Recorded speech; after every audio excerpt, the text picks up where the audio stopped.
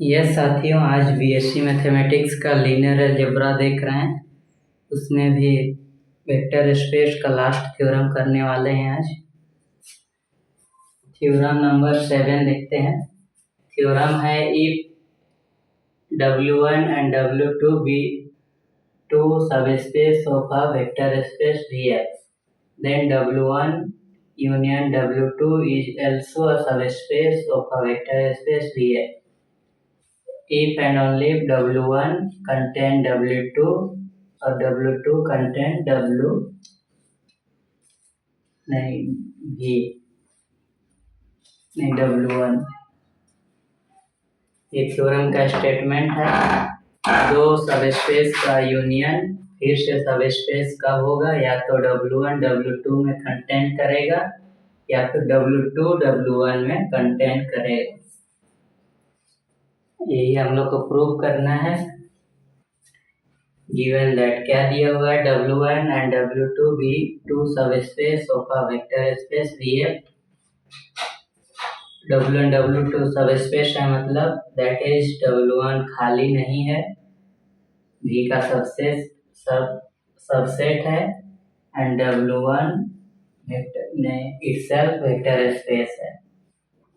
वैसे ही W2 खाली नहीं है, W2 V का सबसेट है और W2 itself वेक्टर स्पेस है।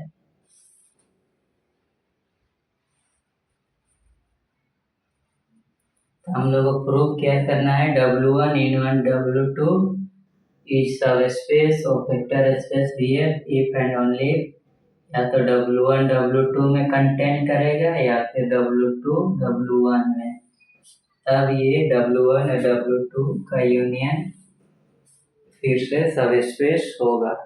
ये हम लोग को प्रूव करना है।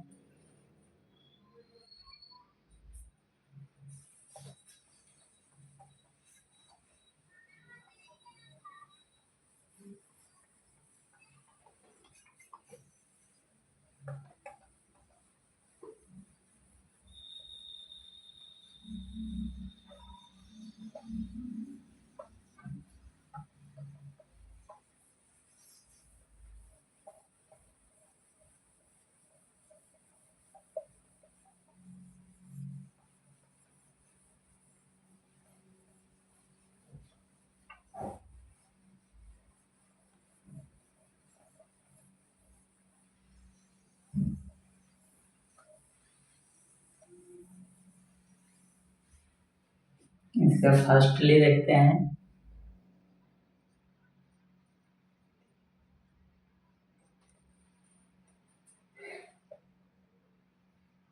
W1 union W2 is a subspace of vector space Vf। ये है फर्स्टली सबस्पेस है W1 in1 W2, मतलब W1 in1 W2 खाली नहीं है, V का सबसेट है and W1 union W2 itself a vector space। Vector space भी है W1 in1 W2।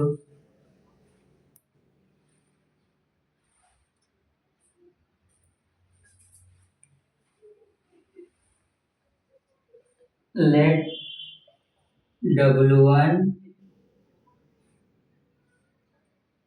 सबसेट नहीं है W2 का,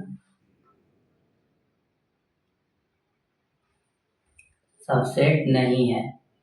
सबसेट नहीं है तो W1 में एक ऐसा एलिमेंट होगा जो W2 में नहीं है, इसीलिए इसका सबसेट नहीं है।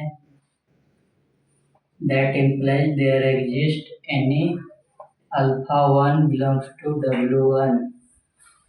अल्फा 1 W1 में ऐसा एक एलिमेंट है जो such that alpha 1 not belongs to alpha नहीं W2। यानी W1 में एक ऐसा एलिमेंट होगा जो W2 में नहीं है, इसीलिए सबसेट नहीं है W1 W2 का। उसको हम लोग ऐसा लिखते हैं, there exist any alpha 1 belongs to W1 such that alpha not belongs to W2.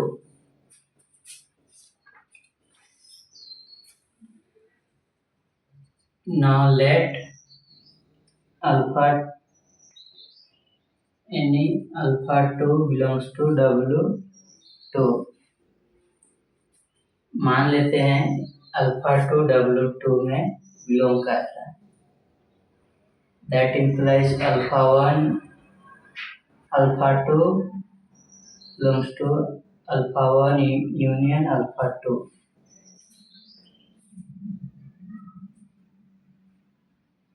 ये अल्फा 1 और अल्फा 2 दो एलिमेंट है जो अल्फा 1 और अल्फा 2 का यूनियन में बिलोंग करते हैं।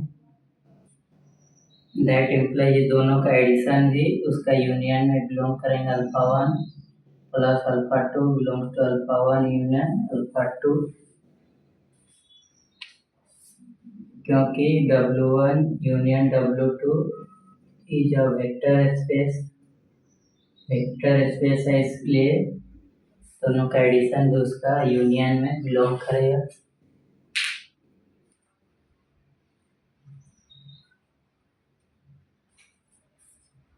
अल्फा 1 प्लस अल्फा 2 या तो W1 में बिलोंग करेगा या फिर W2 में, क्योंकि यूनियन में है। या तो W1 में बिलोंग करेगा या फिर W2 में। That implies either alpha 1 plus alpha 2 belongs to W1 और alpha 1 plus alpha 2 belongs to W2। दोनों में किसी एक में बिलोंग करेगा।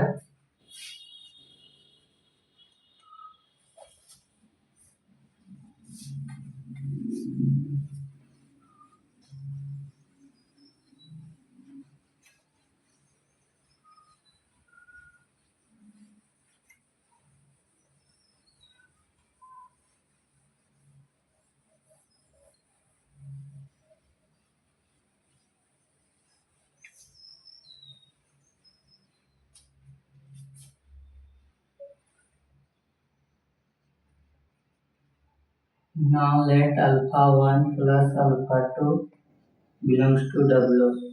मान लेते हैं अल्फा 1 प्लस अल्फा 2 W2 में बिलोंग करता है और अल्फा 2 तो W2 में लिए थे।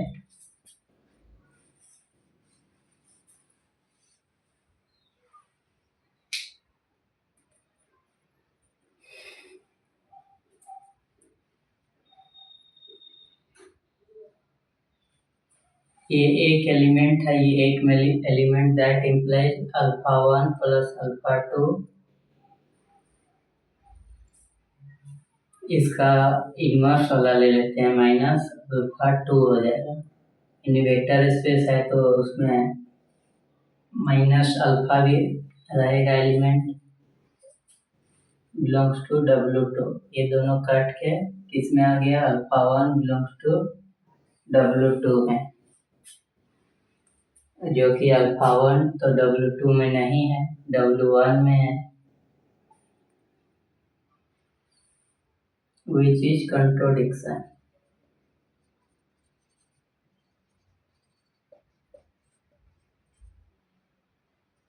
Hence our assumption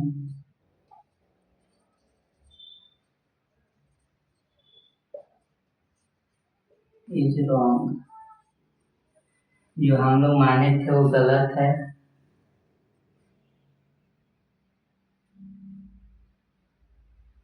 That implies alpha 1 plus alpha 2 not belongs to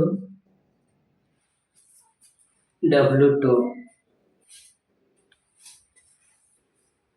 जो माने हैं अल्फा 1 प्लस अल्फा 2 W2 में, वो तो कॉन्ट्रोडिक्शन आ गया, इसलिए अल्फा 1 प्लस अल्फा 2 W2 में नहीं होगा। कॉन्ट्रोडिक्शन कैसे है, इसका इनवर्स वाला ले लिए तो अल्फा 2 माइनस अल्फा 2 आ जाएगा। दो एलिमेंट को ऐड किए ये दोनों कट के α1 आ गया, α1 W2 में, और चूंकि α1 W2 में नहीं है, दिया हुआ था जो लिए थे, विच इज कंट्रोडिक्शन। अब इसमें बिलोंग नहीं करता है, दैट इसलिए α1 plus α2 belongs to W1 and α1 belongs to W1, और इसमें α1 W1 में है।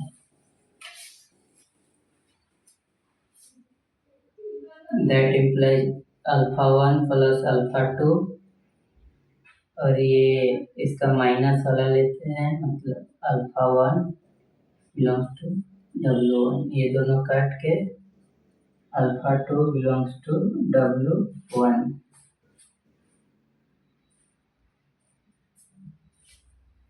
α2 W1 में आ गया,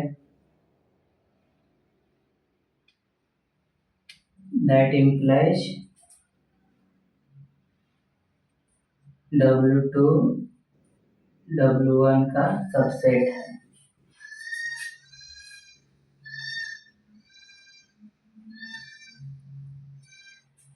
ये वाला इसमें बिलोंग नहीं कर रहा है, मतलब इसमें बिलोंग करता है W1 में, और इसका इनवर्स वाला ले ली, काट के W2 W1 में आ गया।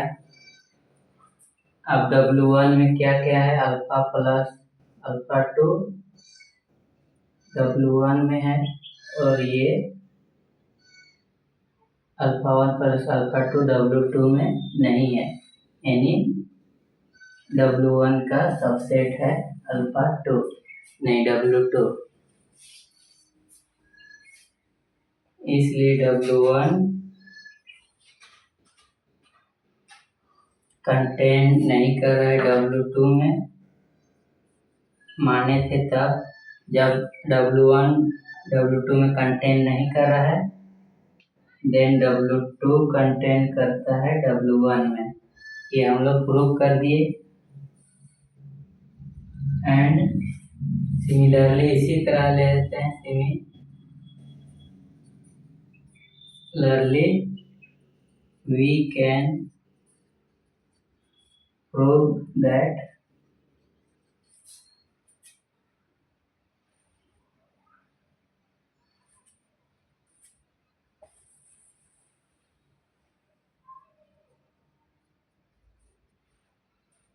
α1 कंटेन नहीं कर रहा है, α2 में माने थे, और क्या गया, α2 कंटेन कर रहा है, नहीं W2 कंटेन कर रहा है W1 में। तो उसी प्रकार हम लोग प्रूव कर सकते हैं कि W2 कंटेन नहीं कर रहा है W1 में, देन W1 कंटेन करेगा W2 में।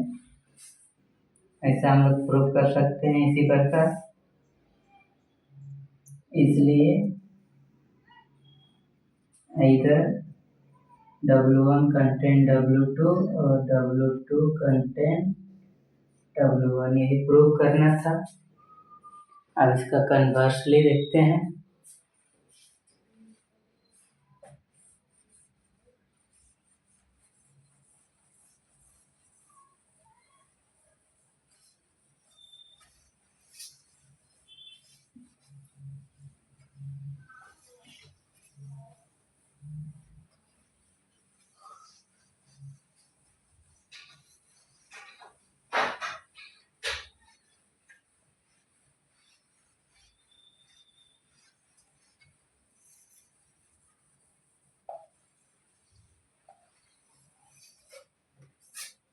इसका कन्वर्सली देखते हैं।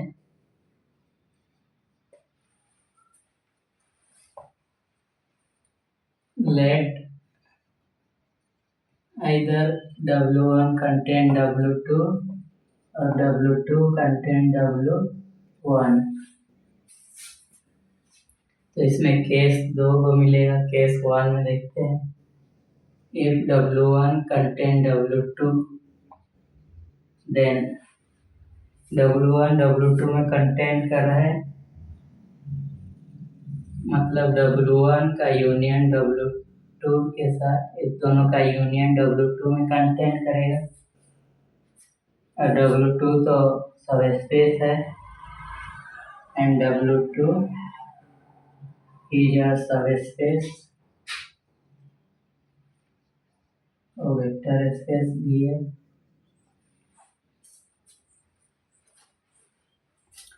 ये दोनों का यूनियन W2 में कंटेन करेगा। That implies W1 union W2 is also a subspace of vector space here। अब केस 2 देखते हैं। if W1 W2 कंटेन करेगा W1 में, then W2 union W1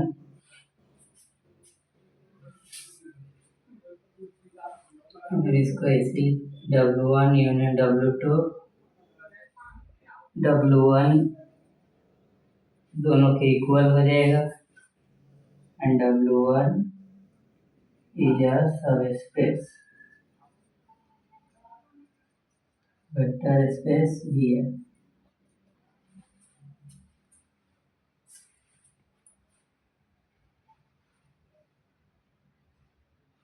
That implies W1 union W2 is also a vector space is also a subspace of vector space here। इसलिए by case 1 and 2 we get W1 union W2 is a subspace of vector space here। यही prove करना था। if W2 contain करे W1 में, then W1 union W2 W1 के equal हो जाता है और W1 is a subspace of a vector space. इसलिए W1 union W2 is also subspace of a vector space, क्योंकि दोनों इक्वल है। W1 वेक्टर सबस्पेस, इसलिए इसका यूनियन भी सब स्पेस हो जाएगा और ये हम लोग को प्रूव करना था। फिर मिलते हैं अगले वीडियो में।